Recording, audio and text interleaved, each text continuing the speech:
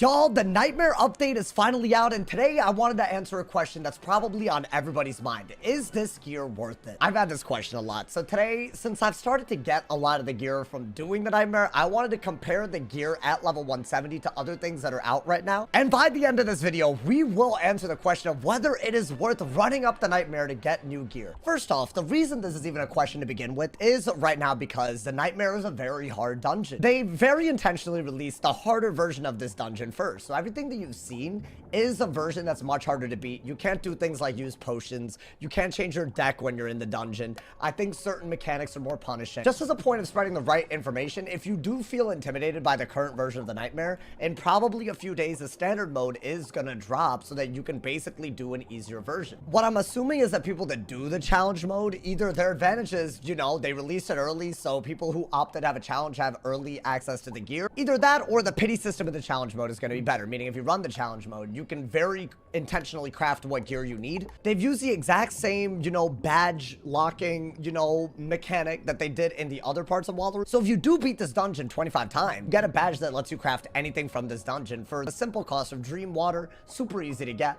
I don't know if this incentive will also apply in standard mode at the end. Will there be a crafter at the end of standard mode? We don't really know. Hopefully they do it in a way where casual and maybe more hardcore players have, you know, somewhat equal access to the gear. But regardless of how you look at it, it's very obvious that quite a bit of effort goes into getting this gear. So is it worth it? From what I can tell, this gear follows a very, very similar pattern for every single school. The new wands, these are the best wands for PvE regardless of what school you are. If you're trying to like look at this dungeon and be like, yo, what drop do I really want? It's this wand. It's basically just an Aeon wand, except it's a little bit better because instead of, you know, giving a square jewel, it gives a tier, which is a downgrade, but then it just adds a whole new stat. You just get accuracy, which is kind of nuts, especially for low accuracy schools. For fire, the addition is kind of nuts. You get 2 pierce and 2 damage along with the extra accuracy. There's literally no argument for saying, you know, this isn't like an insane upgrade. It's not even like a normal upgrade. It's insane. I think the other thing that holds true for almost every school, if not everyone, is that the main robe that you get from this dungeon is also an insane upgrade. Even comparing to Aeon, which I would argue is an insanely good robe for fire, you actually see the differences, right? You get 2 more pierce, which is it's a nutty difference compared to the Aeon. I also think that if you're really into PvE, every item card that this gear set gives is super, super helpful. We're talking about 40 blades for fire. We're talking about, you know, like item card traps. Like the boots giving a 35 item card trap, kind of nuts. You can stack this with anything. It's like literally OP. The only reason this new gear even has a weakness is because it doesn't give shads. You only really probably care about that if you do PvP. So if you're a PvE type of person, literally all of this gear is a direct upgrade. What's wild is that I think they also were thinking about PvP when they made the other template. There is a shad template. All it gives up is some offense and critical. So do I recommend running full pieces of the defensive set that you get from this dungeon? No, but I really can see every setup using at least 1 piece of Dream Stalker gear. It's extremely well-rounded. The next best setup compared to this is Burrower gear, and Burrower gear gives up a whole stat. It gives up accuracy. I'd much rather get similar defensive stats compared to Burrower and give up crit instead of accuracy, and that's probably something a lot of people share. Like, I feel like if you're on an ice, if you're on a fire, a storm, a myth, any school with like, you know, 80% accuracy or lower, this gear is probably very relevant because you don't want to be giving up anything for shads other than maybe something like crit. What I think is especially cool is that, you know, maybe some legacy gear that was particularly busted for its level is also getting outcompeted. I think a big problem with the Mire gear was that it's just very, very high damage for its resist. There hasn't been a better robe since the Mire robe since it, you know, released, and that's been basically a year. It was the spring update of 2023. But finally, the gear from this dungeon, as you can see, the Dream Reaver gear, it is slightly better, right? When I'm comparing the balance gear, the real issue is that I give up some HP, but I keep the same resist, and instead of, you know, basically, you know, a linear increase, I'm basically giving up 2 damage for 2 pierce, but 2 pierce is always better than 2 damage. And again, if you really needed a reason, like, to really want to run the Dream Reaver gear, the item cards are nuts. Like, even if you don't get an upgrade, the item card itself makes this insanely worth farming for. I've heard this rumor being spread, especially around, I don't know, maybe the PvP part of this community, that the new gear is not worth it.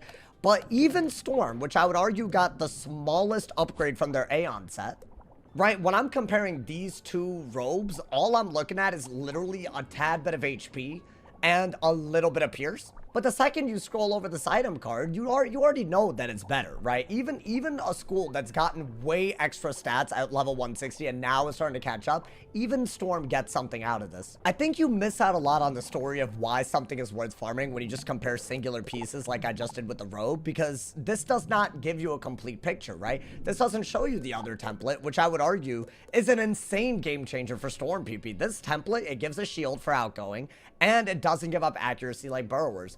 Big deal. If you're a Storm Wizard, this is something you should be really looking at. I personally think they did a great job with the gear. I've never seen gear this competitive that you could actually do in a main world. I feel like there's been a big issue with the fact that you kind of need to do raids in order to get the best stats. Finally, you could actually, you know, do something eventually in a very casual way, or challenge yourself and do it probably a little bit faster, and you could be just as competitive as anybody. That is a big deal, a big leap for Wiz.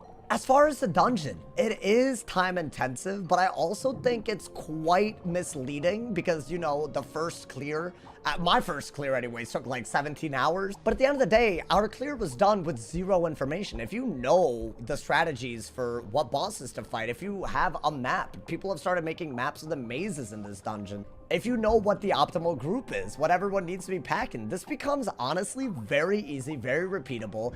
Eventually, you could probably consistently win this at 100%. Comparing that to raids, I feel like even now, you can't consistently win 100% of raids, even with the best strategies. So I think even though people were like freaking out over this being a mini raid, I really don't think it's that bad, especially if you have the info going into it that people don't when they're doing it for the first time. So this might be a hot take, and please let me know if you disagree with me. But in my opinion, obviously, you know, you're entitled to wait for standard mode and do it that way if you really want to. But I genuinely assume that it will save time to do challenge mode, and there should be incentives attached to it, to the point where I feel like learning it and running this up is probably a better way to get the gear that's very clearly worth it. I think the root of the question of whether the gear is worth it is really tied to the effort that's currently associated with getting the gear, but I would argue that it's actually not as bad as other dungeons that we've had. In fact, I think this is actually comparable to how hard Darkmoor was when we were level 100s, or how hard Tartarus was when we were level 90s. Maybe a little bit harder, and maybe the puzzles are a little bit more, you know, ambitious, but beyond that, I really don't think it's as bad. In fact, I think it's actually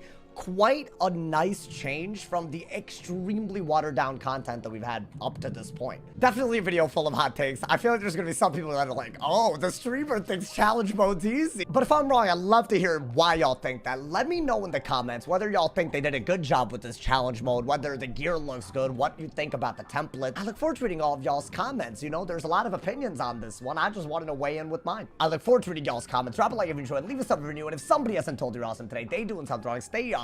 See y'all soon. And yeah.